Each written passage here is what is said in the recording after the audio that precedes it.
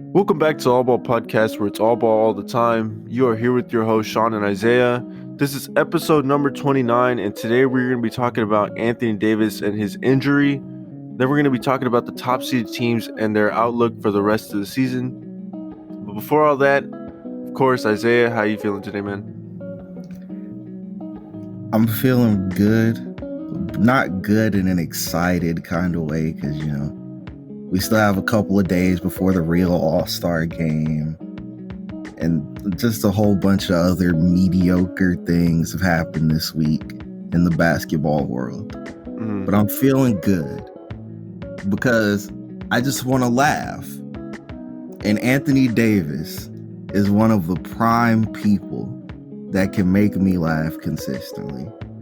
Just when you think, oh, this is the year. This is the year Anthony Davis is going to get healthy and stay healthy. He folds, he fumbles, he breaks, he cracks, he sprains, he strains, he rolls, everything. You started to rap. But yeah, he can never seem to stay in one piece. This man is the Humpty Dumpty of the NBA. Yeah. About 2 years ago, a lot of people were considering him in the top 5 of the league. I never agreed with that. Neither did I. Now I know for sure that's not the truth. Now, if anybody calls him top 10, I'm looking at him crazy. You were the one that was calling me crazy about what was it when we did our top 25? Do you remember that? Listen. I didn't say it was crazy. Because even then, I barely had him in the top 10. He was number 9. You know what? True. Yeah, he just barely squeezed in. So now, with him having an all-time trash season, and he can't stay healthy, yeah, he's definitely not in my top 10 anymore. Not even close. So, what do you think this does for him going forward? Because, LeBron's a couple years away. Well, at least what we expect for him from retiring or, doing whatever he does. I don't think he's going to be on the Lakers much longer. But what do you think this does for Davis and his future with the Lakers? Honestly, this worries me about Davis's future in the league. I don't think he's ever just going to be one of those people who's out of the league. I think he's going to get the Derrick Rose treatment, where he's always going to get rostered by some team. But I don't see him ever reaching this pinnacle that everyone saw from him when he came into the league. And it, just like Derrick Rose, I think the injuries are the thing that's going to keep him from being able to achieve that. So we're always going to look at Anthony Davis as this what if player. What if he could have stayed healthy for more than one season? And maybe he would have had MVPs and Defensive Players of the Year by now. Man, him not shooting the ball well from 3 has absolutely not helped his team, especially with what's going on from Russell Westbrook. I don't know if you saw this, but he actually got dropped down to a 79 in 2K today. Oh, that's crazy. Yeah. I just saw the news before we hopped on Discord. Dang, 79. Oh man. The fans are not gonna like that one. No, definitely not. They're gonna protest 2K. Yeah, I don't think any of them have it in them to do that. They would have been protesting how bad the game was years ago if they had it in them to protest the game. But they're definitely gonna get on Twitter and cry about it. I think everyone should have protested how bad the game is for a couple years now. Exactly. Okay, so what do you think is? I'm guessing it'd be the Achilles, right? When his most impactful injury, I guess you could say, because he had he did something with his Achilles. Oh yeah, I yeah, yeah. You remember. see, I was thinking you were talking about like a torn Achilles. I was like, wait, he No, had a no, no, torn Achilles. no, But because yeah, yeah. I uh, remember he did have some kind of Achilles soreness or something like that, and had him out for a long time. you know, I can't think of his injuries right off the top of my head, Hmm. but I do remember always hearing something about AD and Achilles, and that Achilles is not to play around with. So that would just be my guess. Yeah, I think that if he can't get this durability situation straightened out, a torn Mm-hmm. Achilles is definitely in his future. Because the thing is, Kevin Durant was never as injury prone as Anthony Davis is, Mm-hmm. but he always had injuries. And we saw what happened to him. Mm-hmm. So, unless Anthony Davis becomes the most health conscious person whenever he feels slightly sore and just sits out for safety, he's going to tear his Achilles at some point, Achilles or ACL, Mm-hmm. because Do you, you can't be this fragile playing the highest level of basketball in the world. do you think AD could be the number one option on a team, a actually contending team? I don't think he can, because you can't depend on him to be on the court when you need him. Mm-hmm. And even still, when his injuries weren't a problem, we saw how that worked out in New Orleans. He's just not a number one option kind of player if you really want to contend. Mm-hmm. It's almost like Embiid. I'm still taking Embiid over Davis any day, Oh, but at the same time, you know, it's like Embiid's the number one option, but there's still that thought in the back of your mind of whether or not you can count on him because of his health and how he's been always hurt. you see, and honestly, Embiid has been more healthy this season than usual. Mm-hmm. So I'll give him his credit for that. He's been able to stay on the court, and because of that, he's been playing the best year of his career. Mm-hmm. So without seeing something like that from AD, I cannot confidently or even slightly say that he could be the number one option on a contending team, because he's just too unreliable. He's too passive when he is on the court. We've seen him just straight up not take shots in the fourth quarter. Yeah, you can't get that from a number one option on a contending team. And then the man just won't play the position that the coach asks him to.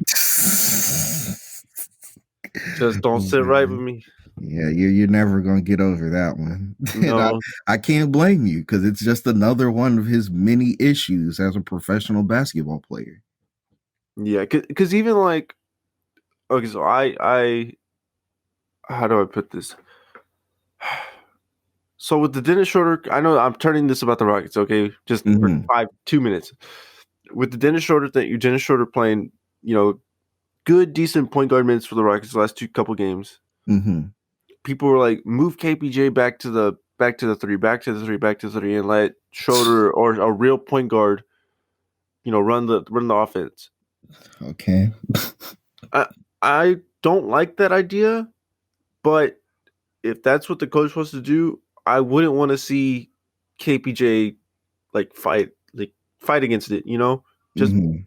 play what you're asked to do or do what you're asked to do. Okay. But that's kind of what I'm saying. Like no matter whether you're a growing role player or a growing superstar or you're already established superstar, just, you know, kind of do what you're asked to, you know, play your role. Just don't fight the coach because you're stubborn about how you want to play on the court. Just play the position and make it work. With Mm-hmm. somebody like KPJ who's still trying to develop, I can understand a little bit of fight there, because maybe he just wants to expand his game more, and playing the point guard will help him do that. But we're talking about AD here. When you're actually yourself, you're supposed to be a top 10, top 15 at worst player in the league. Mm-hmm. Playing center instead of power forward should not drastically affect your production on the court. So you shouldn't have this huge issue with playing the center instead of the power forward position. Right. Did they ever announce what his actual injury was? Ooh, they did. I don't remember what it was, but I just remembered that it was said that he'd be out for 4 weeks with it. Because I'm looking on Basketball Reference right now. It says the Lakers announced Anthony Davis has a mid-foot sprain and will be reevaluated in 4 weeks. Okay. I don't know if that's the actual injury or that's just code for another word. Well, I mean, it's what was said. We don't really know if that's the truth because we can't see his MRIs or X-rays or whatever. So that's really between him, medical staff, all of those guys. What we get is what we get. Yeah. Okay. Was there anything else you wanted to talk about Anthony Davis wise? Yes. And it's less about Anthony Davis and it's more still about the whole fighting the position thing. Okay. If we look at somebody who he was regularly compared to for a few years, my favorite player, Finals MVP, Giannis, Greek freak. Coming into the league, Giannis played so many different positions, and he still plays so many different positions depending on the night. We've seen him spend entire seasons as a small forward. We've seen him run multiple games at point guard. We've seen him play two guard a couple of games, I think, earlier in his career. And then most notably for the past 3 or 4 years, yeah, I think 3 or 4, he's been a power forward with some time at center as well.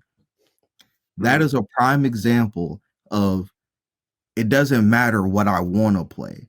I don't care what I play because I know I'm good enough to play at whatever position you put me at. To a lesser extent, since he doesn't really play any center minutes for real, we have LeBron, who he'll start a game at point guard, he'll start a game at small forward, he'll start a game at power forward. It doesn't matter because he knows what he's going to do regardless of the listed position that you put him at. Right. So we see these top guys in the league don't have a problem moving. So why does Anthony Davis have a problem moving? I think that's what makes him not a top guy in the league because he has to sit at a specific spot to be effective in his own eyes. I think that also has to do a lot with why people like him don't win a lot. I mean, you look at Dwight Howard, who was like one of the main guys that we knew about who didn't want to change his play style to fit the team more.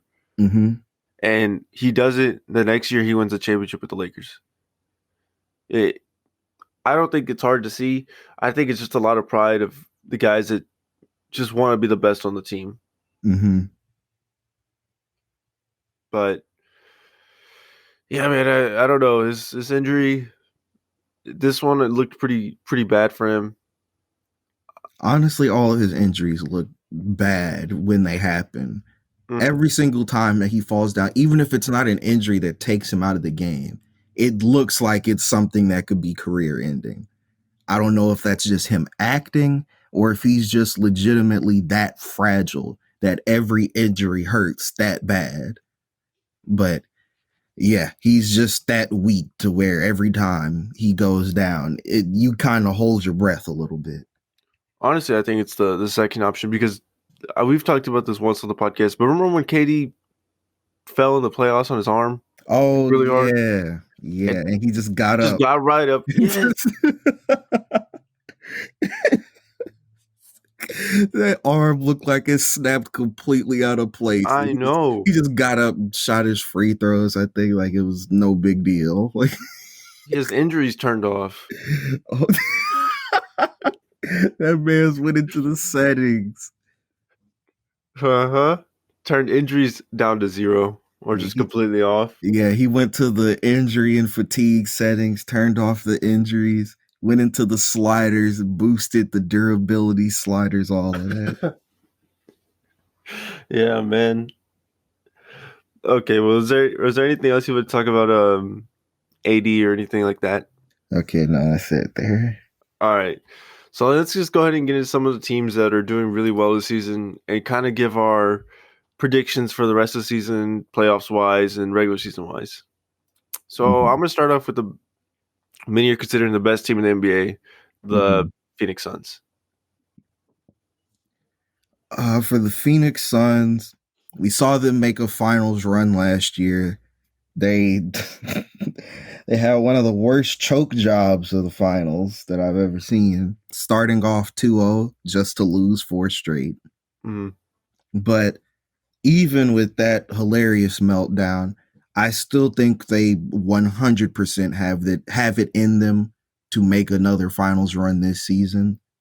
So if I were to give these teams a percentage of how much I think they could make the finals, I'd say the Suns are sitting at about 85 to 90%. Yeah, I'd give them about the same thing. The way they've been playing this season, the fact that it's been a franchise best record, right? Their start to the season, or just their whole overall season so far. Yeah, and they had a franchise record win streak too.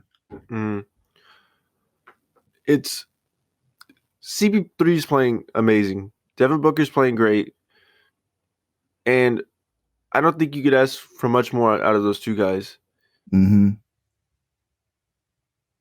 It kind of comes back to that understanding your role thing that we've just been talking about. CP3 is like perfect at that. You know, he doesn't like want to take all the shots. He could get his own buckets, but he doesn't want to take all of them. But he knows that his main job on that team is to get the ball moving. And he's perfect at it. And that's why he's leading the league in assists right now.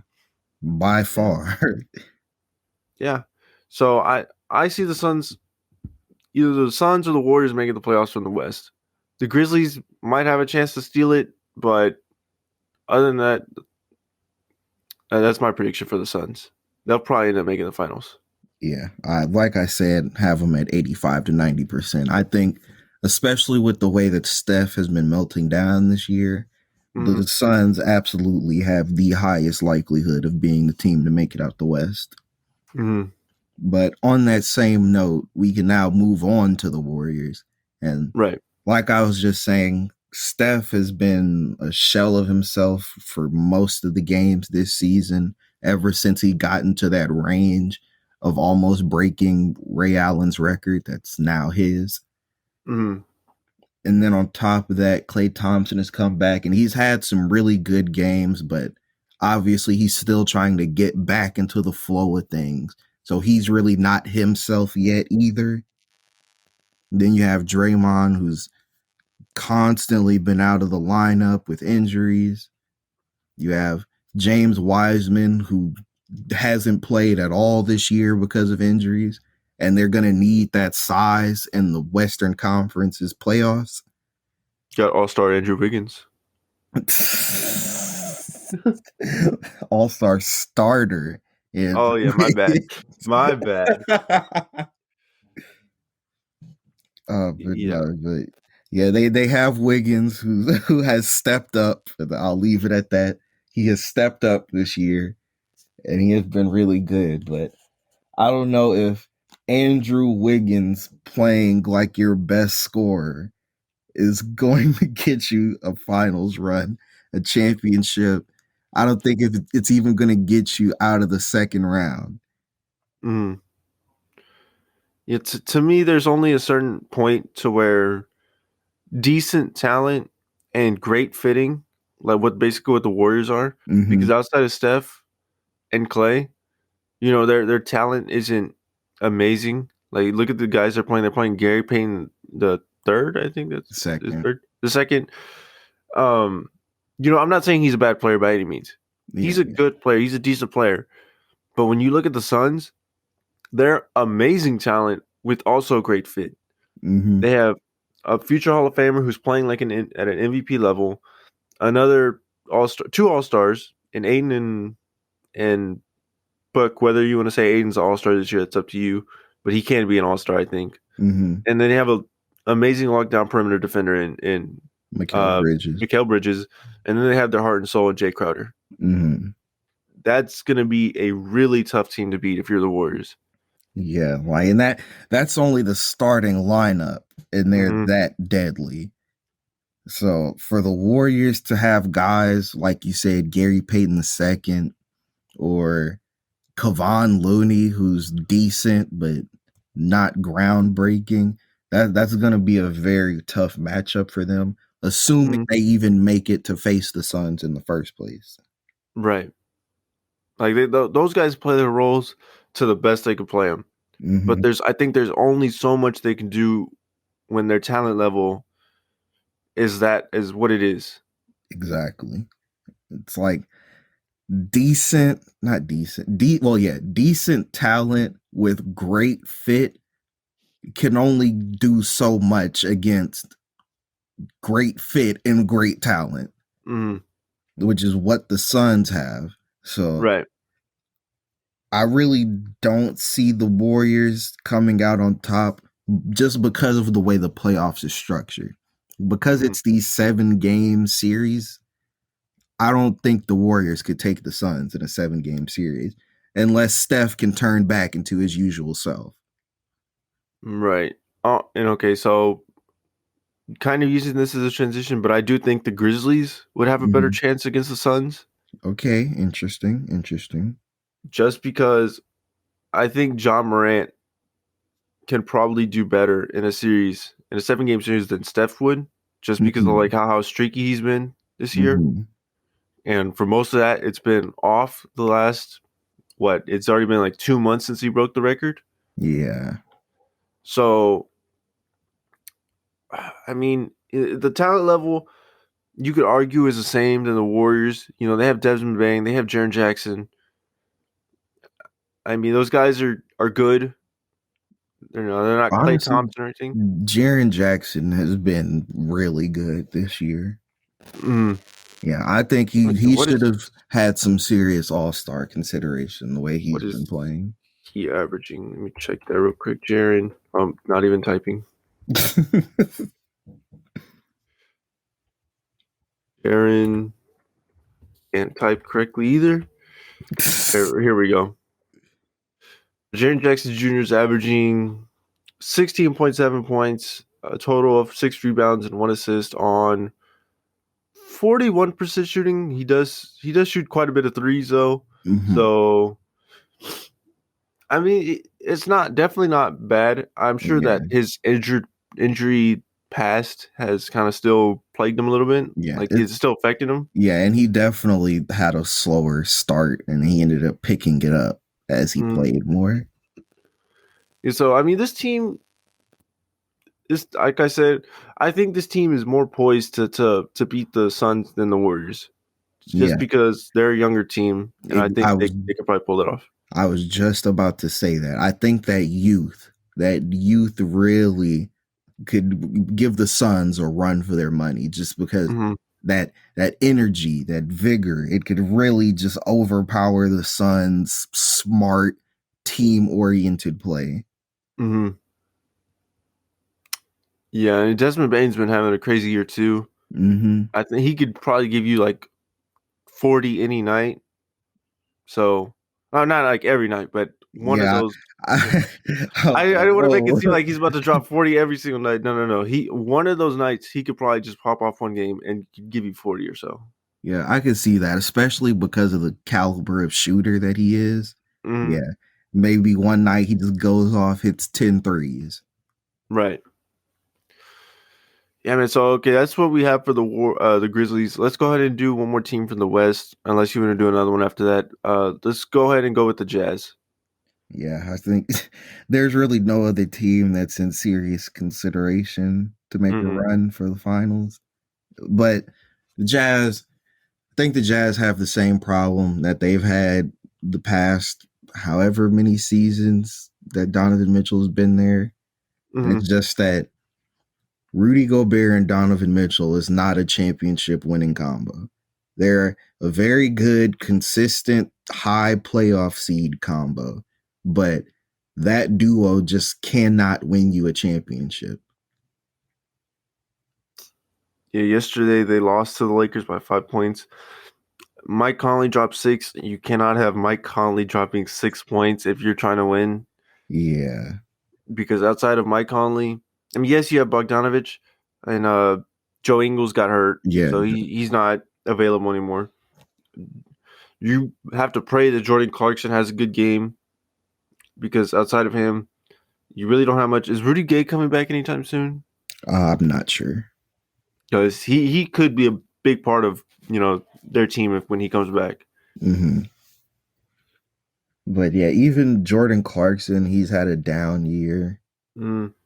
And then on top of that, just a lot of the defensive mindedness of this team is overrated because it's pretty much just solely based on Rudy Gobert's defensive talents. Mm-hmm. Outside of him, Royce O'Neal is a pretty good defender. And then after that, everybody else is either average or worse. Yeah, I think it was it the no, hold on. Let me go back a couple days because I know the Rockets just played the Jazz not too long ago. I think it was like 3 days ago or something like that.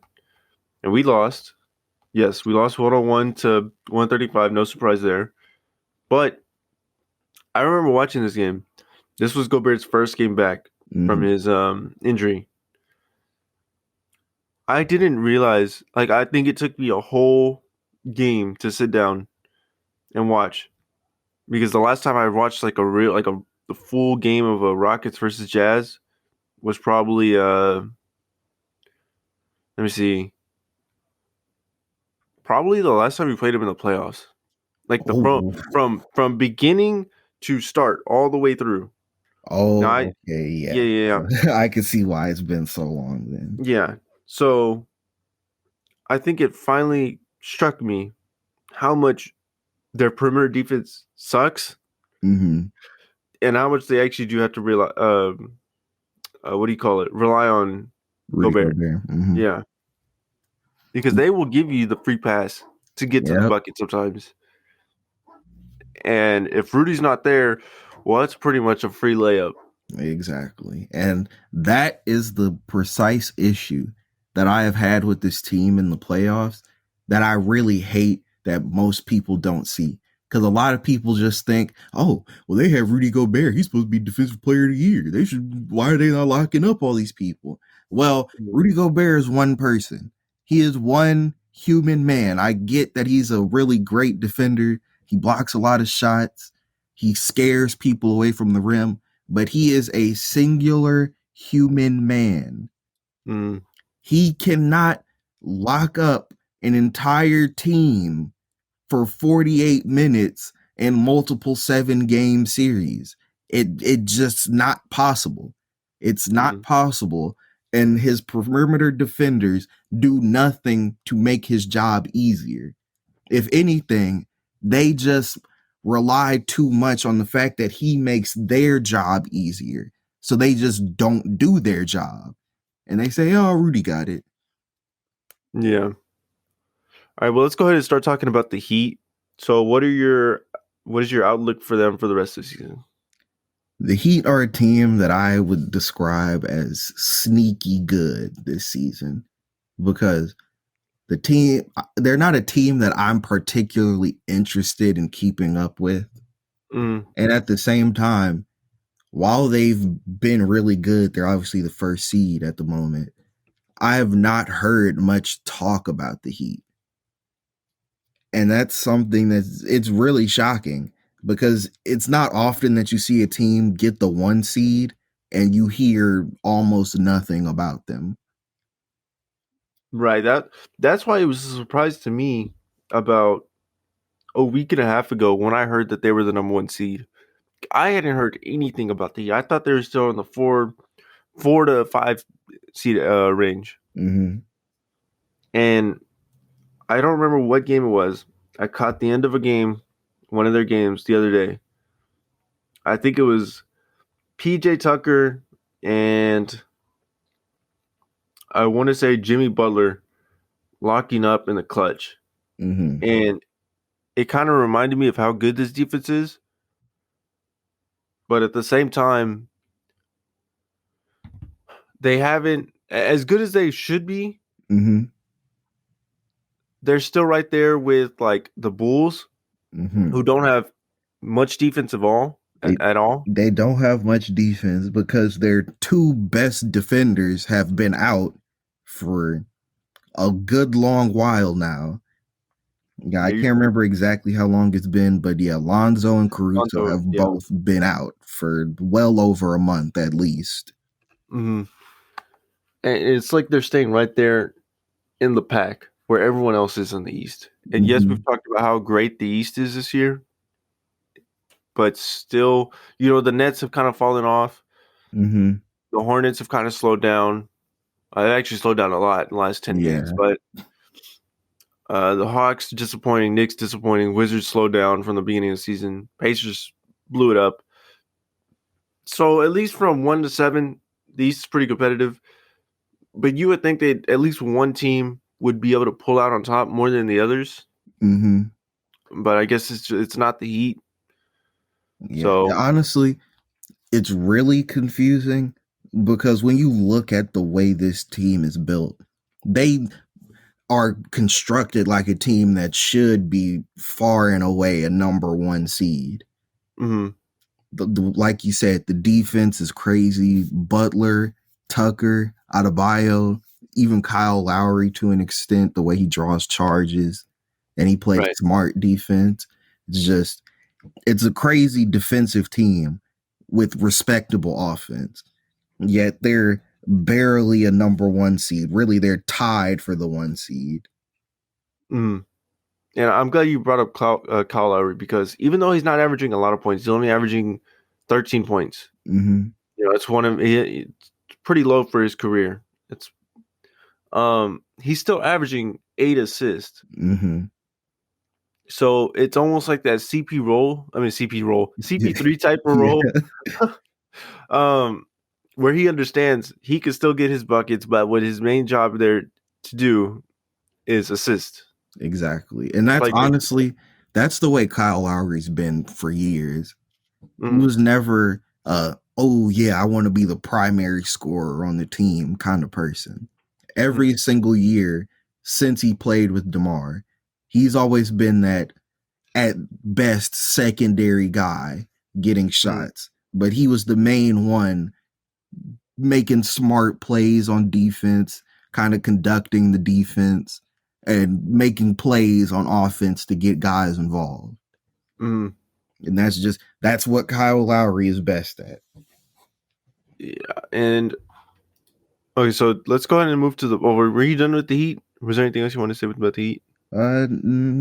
If I were to give them a percent chance, since I did it for the Suns, really, I have the Heat at like the 40, maybe 50.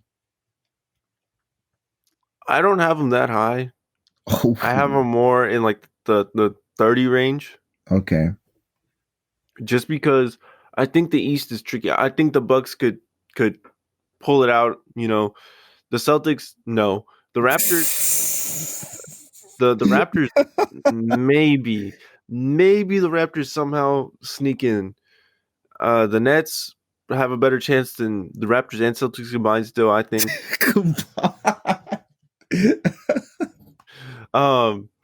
The Cavs, they're still surprising me to this day. So it wouldn't surprise me now if they make it that far. Sixers, we'll see what happens when Harden gets there. I guess let's go ahead and talk about the Bulls then. I see, before we continue, as for the Cavs, I see the Cavs kind of like, I want to say they're like Jason Tatum's rookie year Celtics, where their youth and inexperience is probably the thing that's going to get them knocked out of the playoffs. So I don't necessarily see them making a finals run. I think a conference finals run even is a stretch. But I definitely think that they're going to get kicked out of the playoffs by a team that's just more experienced in the playoffs. so they just know what they're doing more. Whereas the Cavs, especially considering how young their roster is, Mm, Kevin Love and Jared Allen are the only two guys that really come to mind with true playoff experience. right. Obviously, Kevin Love much more than Jared Allen, but but yeah, the way I look at it, I just don't think that enough of their team has that playoff mentality built in yet. Um, I think they kind of remind me of the Hawks from last year. Kind of Mm-hmm. like that dark horse out of nowhere. Okay. And I think the conference finals are a set like a point from them where they won't make it past. Mm-hmm. But like I said, this team has continued to surprise me day in, day out from the beginning of the season. So I could see it happening. But Okay. do I think it will? No, I only give it maybe like a 5 to 10% chance. Because like you said, this team is inexperienced. But they do remind me of the Hawks from last year. Okay. I guess that's fair. I think the reason that I don't really look at them like that is Mm-hmm. just because I think Trae Young last year was just so far and away better than Darius Garland is this Mm-hmm. year. So, yeah, I think if Darius Garland could really take another leap in his skill, then I could see that. But I just don't see that from him yet. Right. Okay. So, Yeah, now we can move to the okay. Bulls. To the Bulls. All right. So, what's your prediction for them? My prediction for the Bulls 100% lies on the health of Levine, Lonzo, and Caruso. Mm-hmm. Those are the three guys who have mainly missed time for them, who are big contributors. Because DeMar, he's been pretty healthy this season. And with that, he's been one of the best players in the league this season. Just he's playing out of his mind. But we know that DeMar can do that. We've seen him do it in the playoffs before, at least Mm-hmm. until he ran into LeBron. But we've seen him do it in the playoffs before. He has more experience now. He's older. He's a wiser player. So he's probably going to be more consistent with that in the playoffs this year. But like I said, Zach, Lonzo, and Caruso have all been out for significant portions of time. So if they can get it together and all be healthy together, I think this team has a serious chance at a finals run because Mm-hmm. their defense is better when everybody's healthy and their offense is better when everybody's healthy. So when everybody can come together, Lonzo and Caruso can lock up pretty much any backcourt, which helps this team get those few extra transition possessions that you get in the playoffs, because most of the time the game slows down, but those few extra transition possessions could be the difference between winning and losing a series. Mm-hmm. And then DeMar, he doesn't care if the game's fast or slow. He's going to get his. Zach LaVine, even, he can get his whether the game is moving fast or slow. So it really just depends on the health of Zach LaVine, because he's an important scorer for this team. And on top of that, it depends on the health of Lonzo and Caruso for the defense of the team. So the starting lineup for this team, if everyone was healthy, except for Williams, because he's out for the season, Yeah. would be Lonzo, LaVine, Javante, DeRozan, and Vooch, right? I think for the playoffs, they might even slide Javante out the lineup and then throw Caruso in there. Okay. Oh man, that means you're having to play LaVine at the 3 then. Yeah. I okay. I kind of like Caruso coming off the bench a little better, but I can understand why they'd want to play Caruso all those minutes. Mm-hmm. But the team the starting lineup that I named, or whether you want to slide in Caruso or not, that team is definitely good enough to win a finals. Oh, yeah. And Oh, yeah, absolutely. with the way they're playing this year, surprising everyone, I didn't even predict them to be past the 6th seed or maybe not even the 8th seed. I didn't think they were going to be this good. You see, I believed. I said they could be a 4 seed. Now, Mhm. I didn't believe this much to where they're in contention for the 1 seed Right. and serious championship contenders or championship favorites even out the East. But I definitely believe that this team was going to surprise a lot of people. Yeah, no, I thought this team could make the play-in. I thought they could slide into one of those lower play-in spots or playoff spots. But to be, like you said, contending for the number 1 seed and being a legit title contender, I never thought that. So, they're congrats to them for having a really great season. And finally, the Bulls fans get to see something since the Derrick Rose days. Well, there was a 1, maybe 2 seasons, I think, when D Rose was gone and it was just Jimmy Butler. I But mean, they like, get serious hope. yeah, serious hope. Okay, so let's move on to the 76ers. Getting James Harden, finally with Embiid. Mm-hmm. What do you think that that does for the rest of the season, or just the rest of the season and playoffs in general? I'm gonna be 100% honest and blunt here. There's really not much to say about this. It Mhm. all depends on this. If James Harden can stay healthy and play like himself, bam, done. That this team automatically becomes the favorite in the East. Mhm. Embiid's playing like an MVP. You get James Harden back playing not necessarily like his MVP self, but like an MVP, and it's unstoppable. It's an unstoppable combination. They're the favorites out of the East at that point. But with James Harden's health looking concerning, the time that he has played this season has been less than stellar. So I think that their chances of making it are currently worse than the Bucks and the Bulls. Mhm.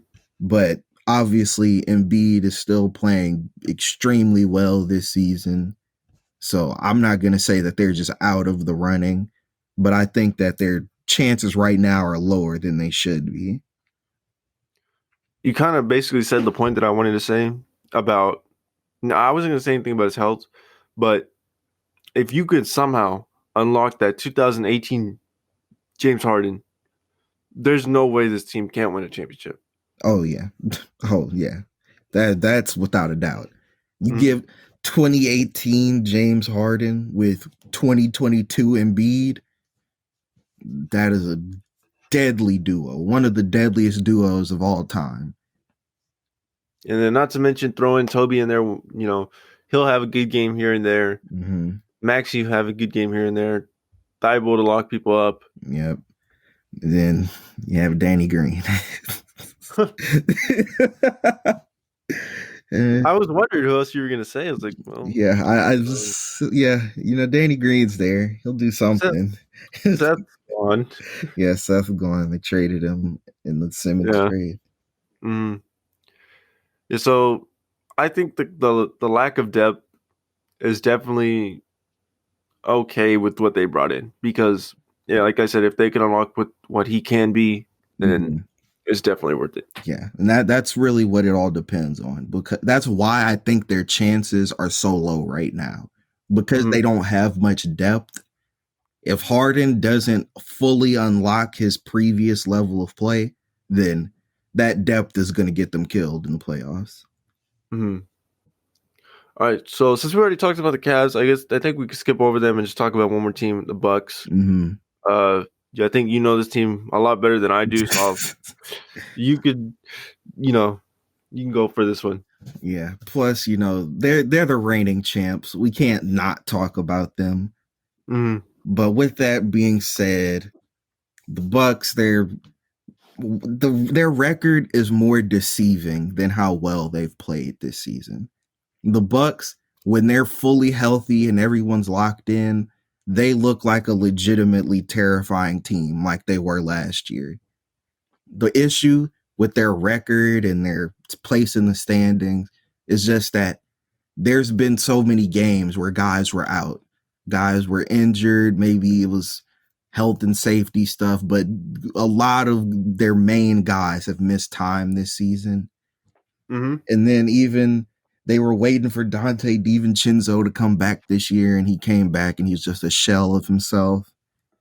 So now they had to move him. So I think the Bucks definitely still have that chance to repeat, but it all depends on if they can have that same level of health or better health than they had last championship run.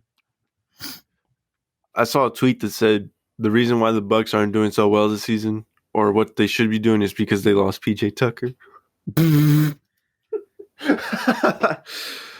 I was like, you see, they forgot how to be dogs. I was like, he played a good role on this team while he was there. And, I'm sure he was valuable in some way.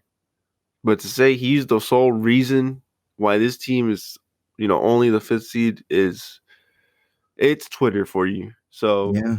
And honestly, that 5th seed is very deceiving because they're one win ahead of the 2 teams ahead of them, but they just have an extra loss because due to the way that health and safety things were going in the beginning of the season, some teams played less games so far.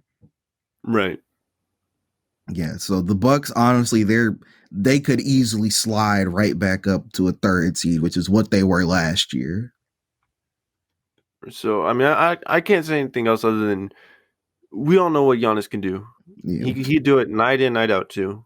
So, I like you said, also about the injuries, once they're healthy, they should be back to up there in the top 3 teams in the East that should be contending for championship. Mm-hmm. But, hey man, was there anything else you wanted to talk about? I mean, I don't know anything else about other teams in the conference or anything else in general. I think I'll have one last thing about one more team, and that it will be the Brooklyn Nets. Mm-hmm. The Brooklyn Nets, they've had the same issue that the Bucks have had, but significantly worse. And then now they've made this trade for Simmons, which I think could really shake up what they could do in the playoffs if they can get KD back and have Kyrie for enough games. Mm-hmm. But I don't see a legitimate finals run for them. Having Kyrie out for games is going to hurt.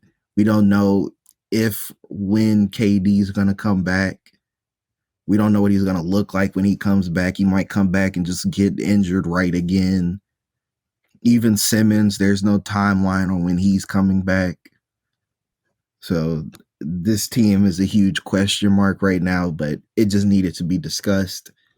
And one last thing, it doesn't have to do with any of what we just talked about. Okay. But I want to take the time to give props to somebody that I've disrespected a lot on this podcast. And that is Jalen Green, because he actually had a great game last night. So let's just give a round of applause to Jalen Green. Ooh, you remembered how to play basketball. You really stepped up last night. I think it might be the Schroeder effect. But yeah, man, I was about to say something, and then you made me laugh about the Jalen Green thing, so I'll have to remember it another time. Oh no, I do remember what I was gonna say now. The only reason I don't think Simmons is already playing is because he said it was a mental health thing, and it's gonna look really bad if as soon as he gets traded, he's like, "Oh, I'm good now." So that's the only reason why he probably has to wait another week or 2 before he can start playing. Well, I mean, like he's already been out in public now, and he's addressed that his mental health is on the up and up now because just being in Philly was such a bad situation for him. So it's not necessarily that he just gets traded automatically. His mental health just turns around, but it's more a matter of he gets traded. He gets traded, and now he's out of that thing that was killing his mental health. So he just at the very least, he should be content.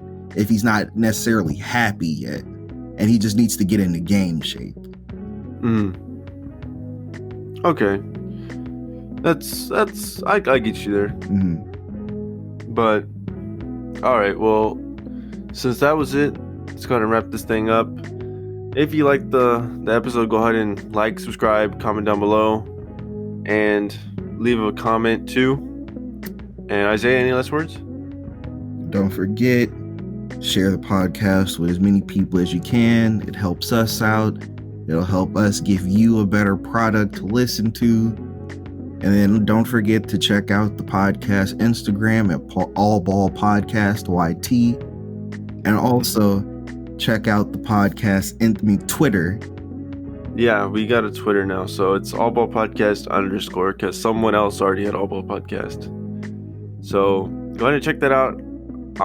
We're just gonna be putting polls up there, just having random ideas about what's going on in the league, stuff like that, stuff for y'all to interact. Yeah, go give that a follow. That was it, Isaiah? Mm-hmm.